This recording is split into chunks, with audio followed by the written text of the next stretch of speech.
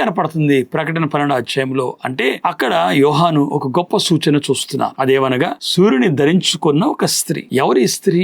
సూర్యుని ధరించుకుంది. చాలా మంది ఈ స్త్రీ ఎవరు అనేది ఒక ప్రశ్న. ఈ స్త్రీ ఎవరో తెలుసా? సార్వత్రిక సంఘము. సార్వత్రిక సంఘం అంటే ఎవరు అని అడిగితే కొన్ని చిన్న మాట జ్ఞాపకం చేస్తా. ఒకవేళ లోకాన్ని 2 భాగాలు చేస్తే, ఒకటి క్రైస్తవులు, మిగతా వారు అన్యులు అని పిలుద్దాం. ఇంకా అన్ని మతముల వారు, అన్ని జాతుల వారు తీసుకోవచ్చు. నేను వాటి గురించి మాట్లాడట్లేదు, కానీ క్రైస్తవులు తీసుకుంటే క్రైస్తవులో కూడా 2 భాగాలు చెప్తాను. ఒకటి నామకార్థ క్రైస్తవులు, నిజమైన క్రైస్తవులు. నామకార్థ క్రైస్తవు గురించి నేను మాట్లాడట్లేదు. నిజమైన క్రైస్తవులు తీసుకుంటే ఆ నిజమైన క్రైస్తవులు మరలా 2 భాగాలు చెప్తున్నా. ఒక భాగం ఏంటంటే విశ్వాసులు, ఇంకొక భాగం ఏంటంటే గొప్ప విశ్వాసులు. విశ్వాసులకి గొప్ప విశ్వాసుల తేడా ఏంటంటే శ్రమలు వచ్చినప్పుడు విశ్వాసులు మళ్ళా వెనక అడుగు వేస్తారు, నిరుత్సాహపడతారు. కానీ గొప్ప విశ్వాసులైతే శ్రమ వచ్చినా సౌఖ్యం వచ్చినా దేవుని విడిచిపెట్టిన వారని జ్ఞాపకం చేస్తున్నా.